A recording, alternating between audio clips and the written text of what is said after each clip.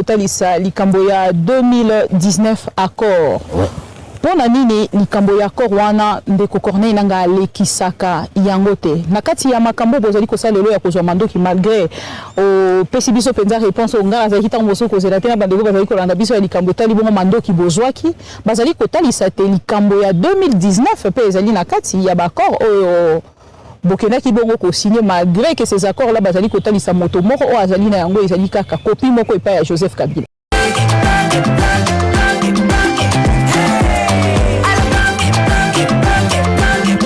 Oyoki elengi ya Congo tapelema kotalisa likambo ya 2019 accord. Pona nini likambo ya accord wana ndeko Corneille nanga alekisaka yango te. Na kati ya makambo bozali kosalelo ya kozwa mandoki malgré o pesi biso penza réponse o ngala za hitango boso kozela te na bandeko bazali kolanda biso ya likambo tali bongo mandoki bozwaki bazali kotalisa te likambo ya 2019 pe ezali na kati ya accord oyo Bokena ki bongo ko signé malgré que ces accords là bazali kotalisa moto moko o azali na yango ezali kaka copie moko epa ya Joseph Kabila. Bon, penza bona wazonga na oyo na lobaki ava. Batu bazwa kamando ki pamba te. Kukansa te ke mutu moko asepela kaza la mandoki na maboko. Non. Batu bazwa mandoki parce que ezana ba problème. Ba problème eza ebele na Congo. Et puis à liboso penza. Pour te rejoindre, biso te ko rejoindre batu mususu na kati ya makambo. Ba liboso penza zali ba bengi injustice permanente. OK. Et l'injustice se matérialiser dans le Congo par une exclusion, stigmatisation. Vous voyez que les Congolais belé bazali babenga balango bazala Congolais. Si vous voulez que vous puissiez combo Capingera, on a mis. Parce que c'est une façon de collaborer. Yo sur comme côté. Alors il y a autobengi une cause profonde. La crise. Tout résoudre en gros. Tout solo là. Bam 23 bazaga na Kinshasa. Tout cela prêt à se rendre, comment on dit, une reddition sans condition. Vous savez que l'Ibi Tumbate, tout cela, mais le problème business zalango, yango 1, 2, 3. Tout résoudre. T. Et l'autre côté. Tout résoudre T. Parce qu'il y a commis yango. Oh, tu y es bien, tu comment qui n'a quitté. Ce n'est pas un nangando que vous avez dit, comme on a quitté. Ce n'est pas un nangando que vous avez dit, aux alaki, avant comme on a quitté. Si vous avez dit, yanké. Vous avez dit, un cadavre. Vous allez reconnaître quand même qu'il y a du mal. Deux. Genève. À qui a signé l'accord qui n'a pas de connexion. Le binango a balouké libango. Mais attention, à Genève, il y a un danger. Pour m'attendre qu'il y a serment acte na bango bazalo signé comme serment. Ceux qui te respectent, tous au probe. Tant que au probe, tu as un catio yangwan. Il y a une caméra bakena Nairobi. Kuna bakio signé accord na bango mususu. Cash. Au moins, il a la caméra. Réduit, humilié. Hein? Humilié alors à niveau moko ce qui est. Et moi, je lui ai dit, j'étais encore à Kinshasa. Mais j'ai dit, en politique, ça ne se fait pas. Même si tu es méchant, pas à ce niveau. Il faut signer un accord dans FCC. Il y a un accord résolu. Et le bien a balouké le banc. Nous tapons si atteint une gratitude dans les Arabes. Kabila a commissaire na Kitouana. Un, il faut abonner. Deux, condamné à mort. Afouti, azofouta ba mbongo na trésor pour sanctionner. Entre-temps, biso bato tozali ba témoin. Tozwa kutu ba sanction américaine pour na yango. Il faut abonner biso. Il faut ça la soki nini. Non. Entre-temps, au Rwanda, il a signé des accords. L'accord, il a signé nous sommes au Balou. Même moi, signé les Américains. Nous sommes là, lobby au Foko. Beaucoup de gens ont dit que nous avons signé un accord en Néman. Ce sont des causes profondes. Mais par-dessus, tu es allé dans ma campagne, ce moment, est-ce que le Congo mérite les alliés? L'une des autres humains qui est allée pour la ligne, nous voulons refonder l'État. Et eux, vivre le Goma, ça fait partie des éléments d'un État. L'État est à la 4 piliers. Premier pilier, c'est l'armée. Il faut de ces armées. L'armée des alliés, c'est l'armée qui sait faire la guerre, c'est l'armée qui sait donner la sécurité, c'est l'armée qui sait défendre et consorts. Là-bas, il n'y a pas d'armée. Police. Milice, comment au Kambango?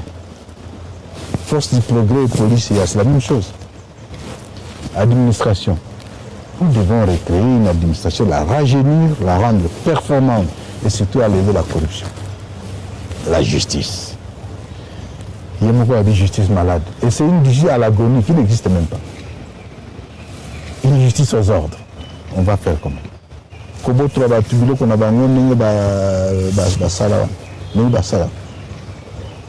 condamner des condamnés à mort. Nous sommes tous des condamnés à mort. Nous nous trouvons là porte-parole Nangai. Moi, monsieur Zadia. Naïbité Sogi, chef de protocole Nangadonde. Général Makenga. BBC, moi. Nous sommes des condamnés à mort. Et, bon, en vertu de quoi? Alors, voilà les causes profondes. Tu as réglé la cause profonde. Et puis, dans tout ça, le problème, c'est lui. La solution était Tshisekedi avant, mais aujourd'hui, il n'est même plus solution. Pour Congo et Bomba, Jonas. Il faut que Jonas Nakati à Boato, Bobo Kaye Nakati à Maï, pour Congo et Kende. Mais à Congo, qui peut être? Est-ce qu'il y a encore un Maï, Nzamba qui s'occupe à côté de l'NBC, à Bikisaya, quelque chose de ça. Mais Congo, ce que tu as sauver Congo, c'est lui le problème. Et il reste le problème. Il n'est même plus la solution. Et la solution du Congo, il y a Kenan et puis le Congo, il est sauvé. Baleno, Bandaïko, c'est la peine à sauver. Toi, Bimisa Jonas, ou Koufina Bakongote. Tu as évité ce que tu as de l'Emoussou. Zambra Votinda Moussou pour sauver, mais ne vous occupez pas de lui. Toi, Batete, Zali, Karma, ou Bozali Kofuta Binonyoso. Ndeko Corneille Nanga, Félix Tshisekedi, Ndeko Joseph et Kabila. La trahison au peuple Azali ko reprocher bino. Bosala Kaye. Non, déjà, un autre peu ce que les Arakango ne toujours bundaté. Parce que vous savez que oui, c'est une parenthèse de l'histoire. Bomoni, Bamoni, Bazarakandengi, Azali, au moins Congolais a dit déjà que non, à qui il faut faire demain. Et ceux qui ont dit que nos bichons de Sadine, mais c'est une histoire de corriger ça. Et c'est la raison pour laquelle tous les mamines, tous les recréer, tous les refonder l'État à niveau, tous les tout le temps, le baka au Pessi pardon. Pardon. Au Sengi pardon, na ba Congolais. Mandeko belé ba Congolais ba ke ndeko Corneille nange ça lo ba na Sengi bino pardon pour na o les kanaki na 2019. Oui. Pardon en gros et sur tout na ceux qui ba Congolais ba limbisa. Ndeko Corneille nanga. C'est bon, original ba sous pardon le ba senga ba pardon comme le fou. Té na yona tuni. Pardon au Senga. Est-ce que le problème est en 2019 et c'est sûr. Nous arrivons en 2026. Congo lobby est au Kendewapi. Espoir à Congo est arrivé dans AFC 23. Et c'est ça notre projet. Nous avons un projet à Kobongisa Congo pour les Congolais. Nous avons la Makambo il y a 10 ans. C'est comme aujourd'hui au Kaka. Les Belges sont partis il y a plus de 70 ans. Mais on continue à pleurer que non, ils ont fait. Mais qu'est-ce que vous avez fait entre-temps? Notre groupe a volé la main. Aussi, le cas.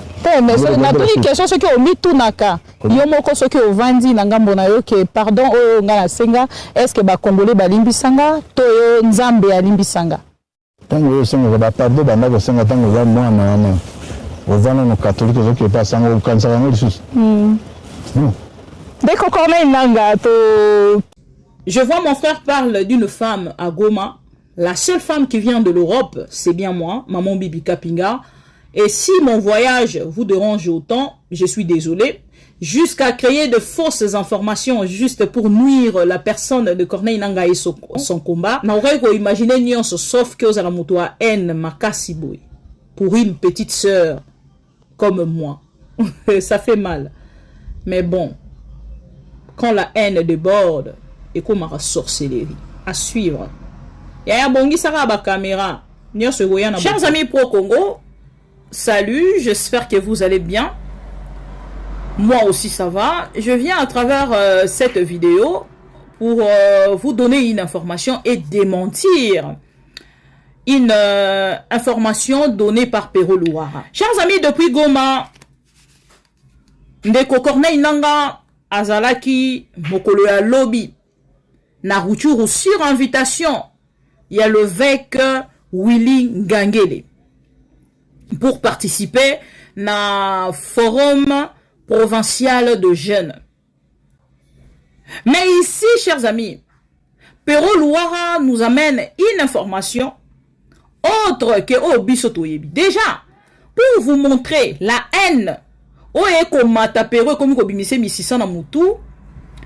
samedi, il y a eu lancement, il y a reboisement de la ville de Goma. Pero Louara n'a pas donné cette information. Il y a eu Salongo le samedi. Pero Louara n'a pas donné cette information.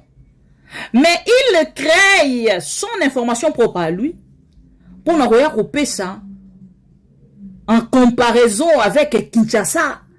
Oh, même les opposants qui sont sur place aujourd'hui demandent le départ de Félix Tshisekedi. Pendant que je vous parle là, les évêques, il y a 5 ans, Bazako Senga, Nabandeko ba opposant, ba reporter l'issue ou ba annuler. Marche Nabango il y a le 22. Selon vous, si nous devons comparer Kinshasa et Goma, chers amis, ceux qui Bazako Senga report il y a marche il y a le 22, ou même les opposants, vu l'attitude il y a peuple congolais, Bazako arrivé te ya ko annuler marche wana ou ya ko talisa lolenge nini ba ko annoncer na peuple yango lingi koloba Félix Tshisekedi est coincé.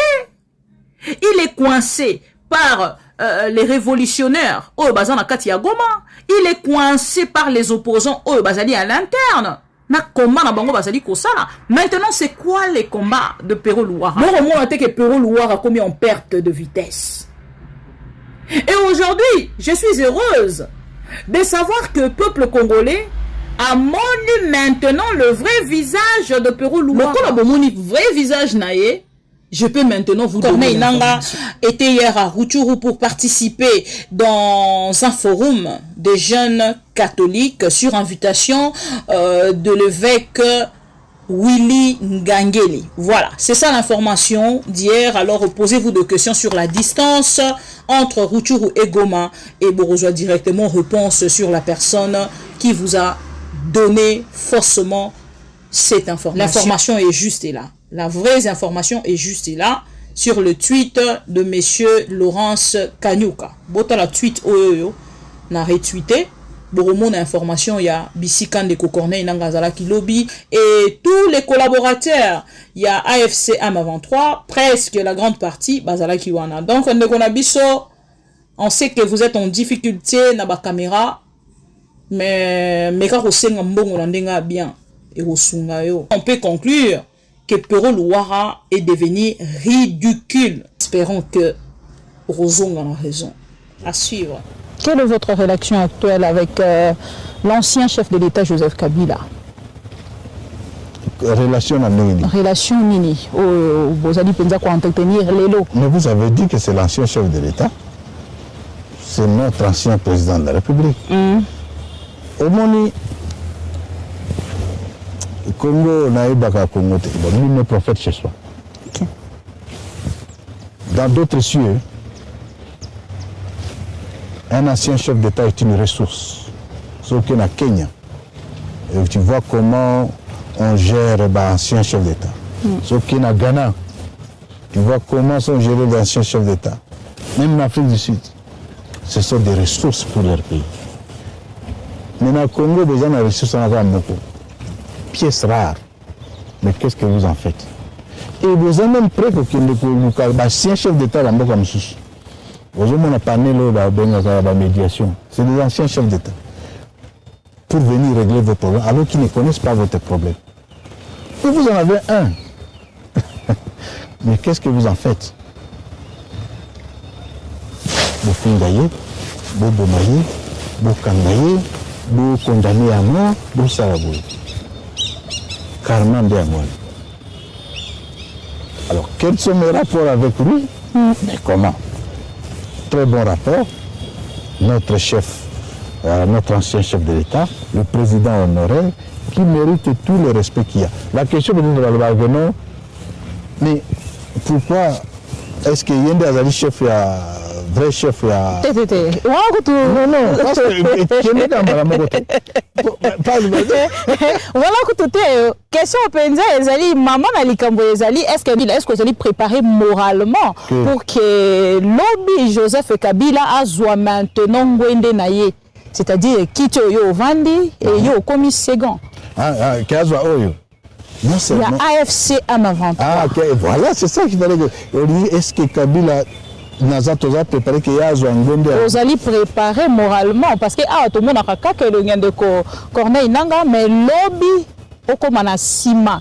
Il y a Joseph Kabila a commis du bosso nayo na kati ya AFC en avant. De toute façon, depuis toujours, il a toujours été notre chef. Azad Tozaka toujours simanaye. Et dans le statut, il est ancien chef d'État, il est pièce rare, ancien chef d'État. Tozaka Simanaye, je peux vous dire, non, souhait même que nous aille à Penza, comme président, il y a AFC 23. Souhait et puis ce n'est pas seulement souhait na Bissonios. Kaya, non seulement y mais même yo, même Baoutoumoussous, Boya, Bokota Nakatia. AFC 23 pour libérer Mboka. Voilà, vous allez confirmer Makambo au rapport, il y a des experts, il y a ONI et qui bon la. Donc ce qui est ça qui souhaite que nous a comme aller mon président Bisso. Bango de Batalisi. Bango de Batalisi. Que si c'est vrai, Jamba Yoka Bango pour le côté le sambo na Bisso ni connaît ça que aïe penza. Vous êtes préparé moralement. Pas préparé. Est-ce qu'il faut préparer alors que Bisso mo de tout singa kaya? Il faut se préparer pour la mission. Attends, on s'est préparé juste moralement pour aller avec les le sambo na yoka non. Tika ba blague. De toute façon, on va condamner à mort. Son de la sanction contre eux. A-t-il une influence na kati ya mais je peux quand même vous dire une chose. A-t-il une influence? Tout qui est question en Afrique du Sud. Je réponds, oui, je réponds juste ce que Yemoko a répondu. Que non, il est président Kabila, ce gars a dit na AFC 23. Mais l'autre situation la recherche. Oui. Mais notre souhait, c'est qu'il y a pour tout qui est bango pour tout Bengisamboka, pour tout unir le pays. Lui, il a trouvé le pays et Kabana à Sangisa. Nous avons écouté le pays et Sangana à Panzi. Il doit avoir cette responsabilité. Il veut plus la tourne à Gaï. Il y a le coup, moi, on a eu boti bien ou à Komisibo. Si quoi, moi, nous tenons quoi à comme Panzang. Il a la responsabilité. Donc le souhait est que non, Aya, non seulement Yé, mais Aya n'a battu nos choses à la sauvons la République démocratique du Congo. Non, c'est journaliste. Ah, je dis non, c'est un journaliste. Journaliste, Kakala.